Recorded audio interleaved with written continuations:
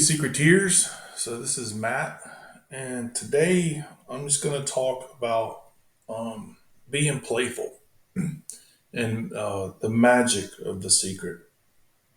And my little disclosure here is this is only my opinion and how I think these things are meant to work. I think they were meant to be a little bit more fun than people treat them. And there's a little bit of magic to them that I believe that we were really supposed to discover along the way to the cask. But I think with so much focus on the cask itself, we just missed it. And you kind of need to know the magical part in a way to solve these. Some you can just walk up on and recognize something, and like they did in Cleveland, and you can kind of figure it out from there with using the bare minimum. But there was a role that we were supposed to play in that puzzle. That is the one particular puzzle that I do not know the role that we're supposed to play. And but the rest of them, I'm going to go through and just talk about um, how the images kind of tell a story, and you can use that to get to the magic and how I think that we were supposed to get to some of the magical things in the playful sense of this puzzle. So this is the 12 treasures page made by George Ward and his team. They put a lot of work into it, and it's here for us to use. And so for this, I'm just going to use this because it's just so much easier than going through everything. But I'm just going to go down the order that they are and talk about what I think they are, and the magical part that maybe we're supposed to play, maybe not, who knows. But I just think that there's a reasons that Byron picked his spots, and they weren't as random as people seem to think. But anyway, so here we go. So let's start with San Francisco. So recently, it's been said that they thought this was at the Fairmont and all of that, and I don't disagree with that theory. I did at first, but then I went back to the way I look at these puzzles, and I'm like, okay, so if it is there, why would he put it there? And it goes back to how they're telling stories in these puzzles a lot. Sometimes a lot of the stories in the image, sometimes a lot of it's in the verse, sometimes they're 50-50, and it just goes like that. But in this one, the magical part is you are a giant. And the way Byron turns us into a giant is he has us go to sleep and then wake up, right? So he's got like a guy laying down here, showing a sleeping position. The overall image is kind of dark, and a lot of this is you kind of have to look at it through a like almost like an artist perspective. Like it's just a very dark puzzle, right? It looks like there's a harbor back there with rocks, like it's no safe passage. So I think a lot of that image is just Pearl Harbor, right? And Byron drives home the point of saying giant twice. And the most famous thing from that story was the admiral saying that they've awakened a sleeping giant. And I think Byron turns us into that sleeping giant by using that glass elevator where George and them said the cask was. And I think that's more than likely what he did. If you get in a glass elevator, I'm sure most people have been in one. You seem to go up and you get really, really big, like you're waking up. If you're going to go to sleep, you got to go to a hotel to get some sleep. You know, they got that kind of thing. So the magical part of that puzzle was becoming a sleeping giant. So and you just had to wake up. So going back, so Charleston puzzle. So the magic of this one.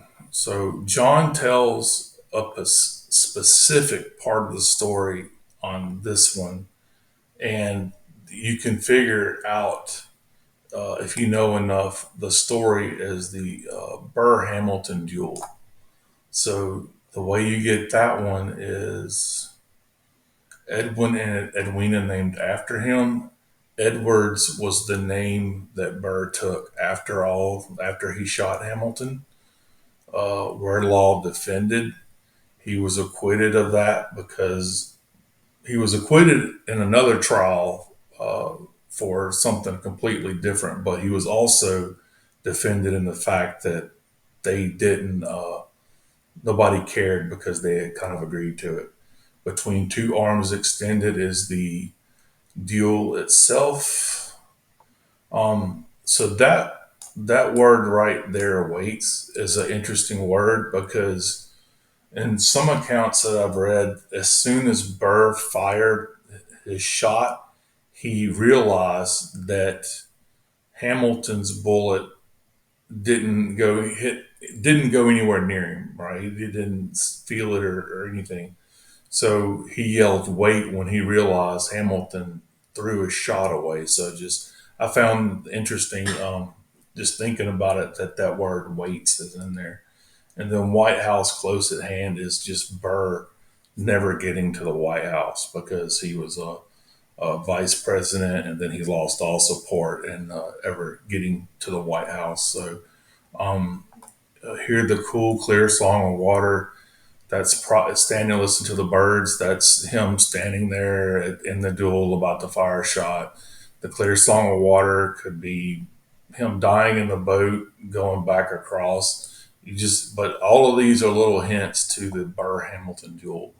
But anyway, so knowing that, the magical part, and this one's a little different because John puts the shot in the image over here, right? So if you know the story, you know Hamilton's bullet hit a tree limb above Burr or whatever. So that's what John's artistically done over here is like you have to imagine the lion being Burr, and then the tree angel takes the limb and then physically shields the lion, and then Hamilton's death hung on that limb, and that's just that story. That's all that is.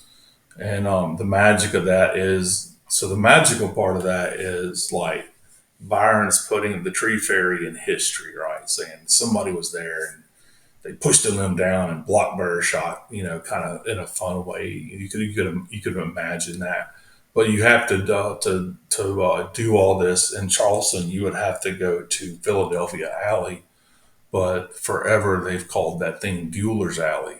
So that's about the only place I know that you could duel in Charleston. So you have to, for the magical part of this one, you have to pretend you're in a duel. So that's that one. Roanoke. Okay, so this one. So the gift givers come out and said lots of things and given hints, and the whirling dervish was one of the videos that he put out, and in that video, it's just a bunch of guys like spinning it around, right? Just to keep it simple, and uh, so if you think in the terms of foosball, that's the same thing. They're just spinning men. They do the same exact thing. It's just a bunch of guys spinning around, right? And the magical part, this one's a little tougher for me to figure out because at the foosball palace, there was also a skating rink, and skating and flying are almost done the same exact way. Like the Wright brothers had to learn how to, if you're skating, you have to learn how to get on your feet, right? Well, they had to learn how to get in the air. And then they had to learn how to stay in the air. In skating, you have to learn how to stay on your feet. And then you have to learn how to do it for longer and longer. And then you have to learn how to turn and stuff like that. So I don't know if that's the magical part or the physical foosball table is the magical part.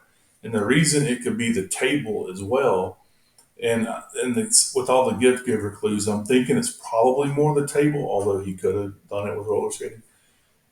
because the Wright brothers plane didn't work like planes we have today, right? These things had like levers and strings. You had to pull this and twist that just to get this thing to maneuver how they wanted to. So there was lots of levers and stuff like that, much like a foosball table. So Byron is having us fly like using a foosball table. And if you think of the back to the gift giver, uh, one hand gives, the other hand receives. That's foosball. That's you passing the ball to yourself, back and forth.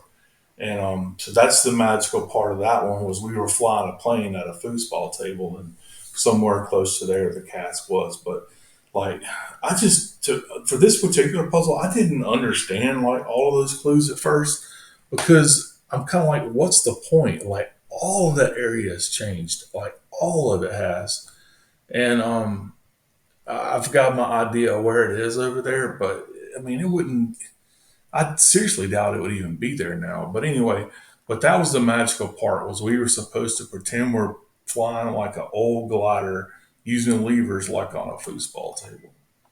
So that was the magic part of that one, along with getting a cask. That's the idea behind that I think Byron had for a lot of these was we were supposed to understand the story, and then kind of like in an imaginative way figure out well how do we do that? Like how could you play that out? And but just people don't think like that. I don't think like that. I only think like that now because of the way that I had to like reverse engineer Chicago, Boston, and then found my own saw for New Orleans. And then when I recognized the pattern, I got kind of a better idea. I was like, okay, this is how these things work. So, but anyway, so I will go on to the next one. So, Cleveland, I do not know what you're supposed to be. So, that one is next to an Italian garden. With in a Greek garden next to an Italian garden with lots of countries around it. So I don't know if we're supposed to like walk through a bunch of countries like Marco Polo or I just don't know. So I'm not even gonna try to figure that one out. So Chicago, he doesn't give us much at all in the verse for this one except for like the last few lines. But that's John Wilkes Booth. And the magical part of this one is you're just supposed to pretend to assassinate Lincoln and go hide at Port Royal. That's what I think that's what we were meant to do on this one. Everything is done on the backside of Lincoln, and then if you're seeking the sounds of rumble, brush, and music, you're kind of like sneaking in to do it. The end of 10 by 13 is the time that he went in that window. A lot of people think it's the trees and stuff like that, and it probably is. But it's also the time Booth went in there. Byron's using what's around him to tell these stories. And L sits and left beyond his shoulder is always it's just Booth standing behind him. But so you have to the magical part of this one is you just have to pretend to be an assassin, which is John Wilkes Booth. St. Augustine. Okay, so this one's cool. So I've known this story for a while, and I took one look at this years ago, and I was like, okay, I already know what that is, but what does that have to do with any of this? And I still didn't put it together. But it's actually the Lewis and Clark expedition. So the first chapter written in water is them starting in the Missouri River, writing in journals near men with wind rose. That part's the key part of this story because it tells you exactly who you're supposed to be. And you're supposed to be Jean Baptiste in this one. And the reason he more than likely put it at the fountain of youth is because we're supposed to be Jean Baptiste. So we're supposed to drink the water and be youthful. We're supposed to just play out that role in a way. But yeah, that's what we're supposed to do in this one is go on an expedition.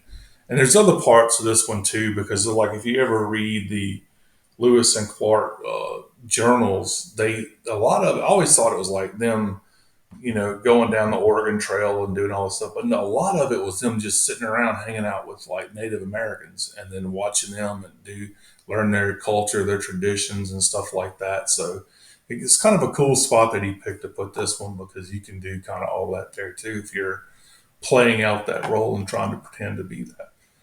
So that was the reason he picked this one because we're supposed to go young, and I think like even years past could be meaning like in a way going the other way, like making yourself young. But anyway, that's the magical part of this one is just making yourself a baby, making yourself Juan Baptiste. So New Orleans. Okay, so this one is the only one that I think was a little bit different. Cleveland could be because I don't know what that one is, but this one is definitely, as far as American history goes, this one's different. This is actually a nun, and I figured that out by just stumbling on it and then learning about who she was, and then I could see John telling the story over here. And for all of these solves, you can check out my YouTube thing or whatever.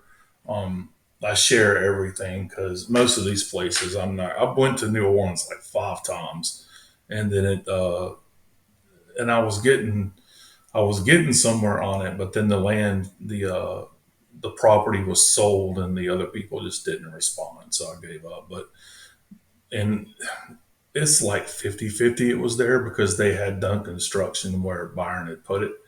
But anyway, so this is none. And the magical part is you're supposed to see the white lady, just like Bernadette Subaru did. So to see the white lady, you just had to get on a kneeler and look at the Mary statue, and it would have been the same story as doing what Bernadette Subaru did in France. So that's your Faye from France and your gnome. Bernadette was really, really short. But that's the magical part of that one was you were supposed to see a white lady. So, so going on to Houston. Okay, so this one I think throws a lot of people off as to where they think it is, and this whole verse is a lot of this. It's really, really clever how Byron did the beginning and end of this one. Um, the fortress north, cold as glass.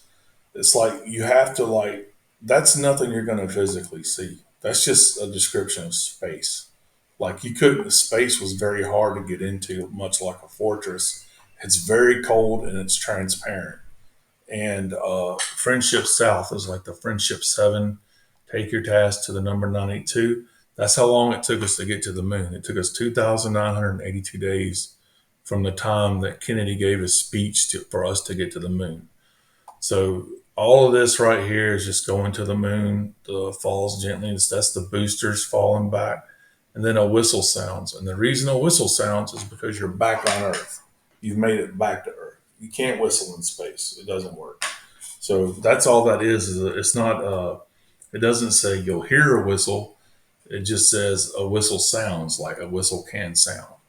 And for this one, the magical thing is you have to go to the moon and back. So if you're going to go to the moon, you got to go to the Sea of Tranquility. If you're going to go to the Sea of Tranquility, you got to go to Tranquility Park.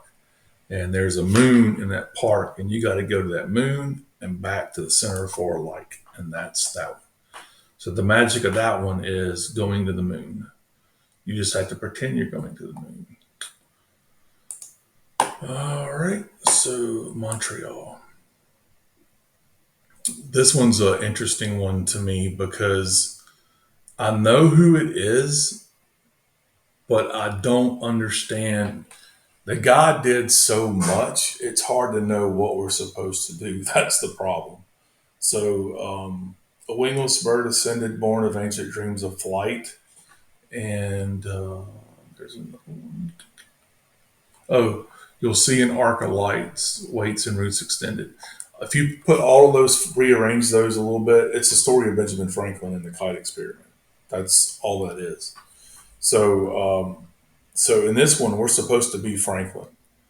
The problem is Franklin did a lot of stuff, right? So I don't understand how we would play out Franklin.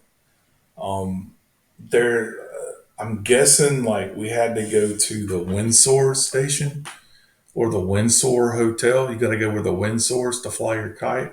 It's going to be something like that to figure that out. And the interesting thing is like a lot of people talk about that leg eater that John drew on Benjamin over there, and the it's kind of cool because that's actually part of his story because Benjamin Franklin had a bad case of gout, and it was just like eating his leg, just eating him up.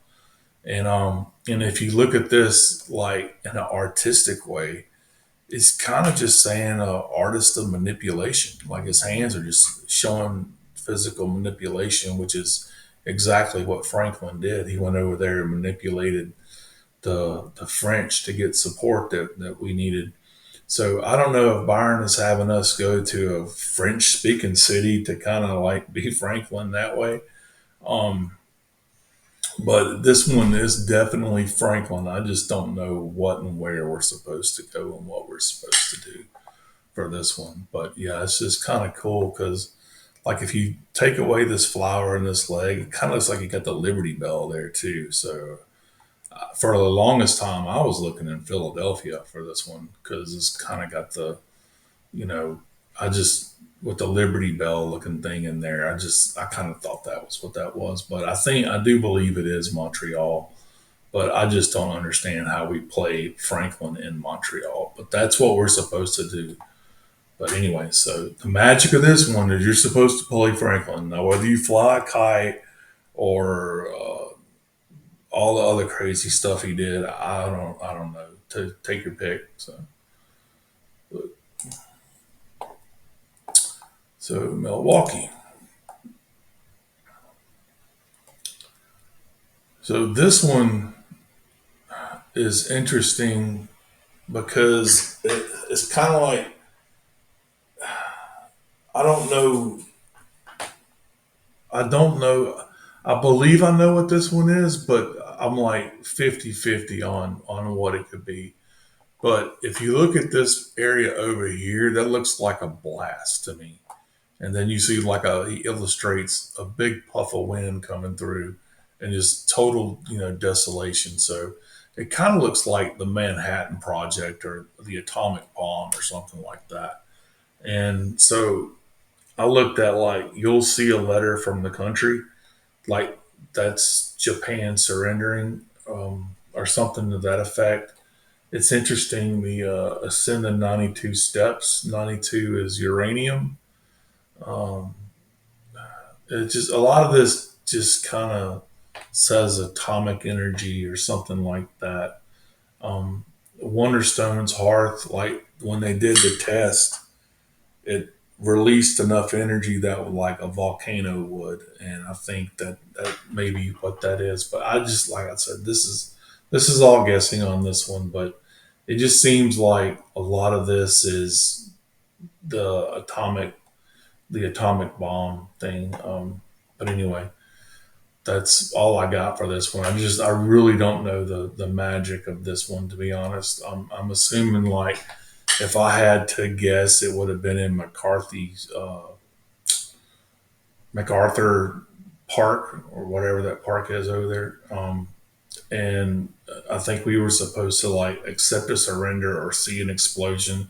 I don't know if he's using the giant bell in that thing to play out like the sound of a bomb or what. I don't know. I don't know what Byron was doing with this one. So it's just it was never very clear to me. And Milwaukee's changed an awful lot. So this is one of the harder ones that I've run across. But yeah, this one I can't really give you a definite like answer to. Like if you kind of look at the domes, they kind of look like a atomic explosion. Like if you're going to use your imagination a little bit, but I don't know. That's kind of reaching. But so we'll just go on to the next one.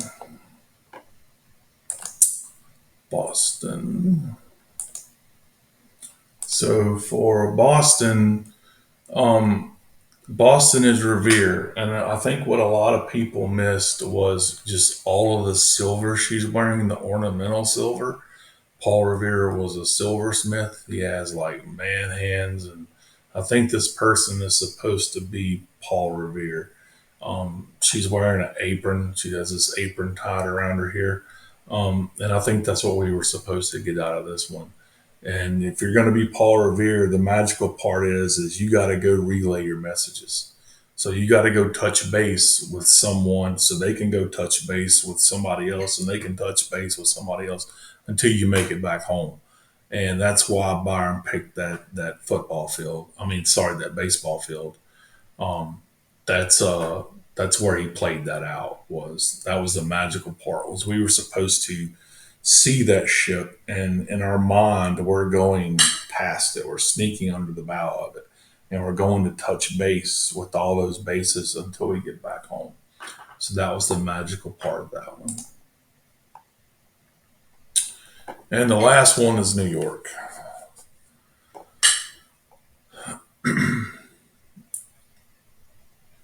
So this one is kind of like San Francisco. When you kind of look at it, you kind of see like a very overcasty kind of like water dripping off her, and you see a turning tide and stuff like that. So this one I think is D-Day, the invasion of Omaha Beach, and the magical part is you have to jump off a high dive in this one, believe it or not. I think that right there is a diving board. And Astoria Park had a high dive that was a V. So when he's saying branch, he means like up in a tree. There's a V, and in the middle of that branch is where you start, right? And you would just like much like the guys in at Omaha Beach, they had to jump in the water, and they definitely heard whirring sounds and with the bullets whizzing by 'em and stuff like that. And if you've ever been underwater, you hear that kind of whirring sound too. And I think the magic part of this one is we're supposed to pretend we're veterans storming the beaches of Normandy. So, and that's it. That's the last one. But yeah, I had a lot of fun figuring a lot of these out, and but a lot of it's just American history of stories we know. It's definitely something a kid could figure out in libraries. And once he knew the story, he could ask himself, he's like, okay, so how do I become like an awakened giant in San Francisco and stuff? I'm a sleeping giant, in San Francisco and stuff like that. And I think that's kind of the way a lot of these were meant to be somewhat soft, but I just nobody thinks like that. I didn't think like that. I had to learn how to think like that. And but that's just a magical part. Like the cask is just that's a physical thing you find and everybody wants one, and that's great. But we just missed a lot of the magic that I think was also part of these puzzles, and which was the playful part that would kind of help us solve these in a way that definitely happened for me in Charleston. Was once I figured out, okay, that's a duel. Like, okay, where can I do that? Like, where would you go duel in Charleston? So I just Googled that, and it sent me straight to Dueler's Alley. And then once I was there, I could see those little round things on the side of the walls. I'm like going, well, that's what's in her wings. And I think we were kind of meant to find them that way too, instead of just walking around and bumping into them. But yeah, but that's all I got for this video. And like I said, this is just like I just wanted to try to like let people maybe see or try to see these poles in a little bit different light as to just the magical part of what what I think we were meant to find or along the way. But that's all I got for now. And you guys have a good rest of your day, and take care. Talk to you later.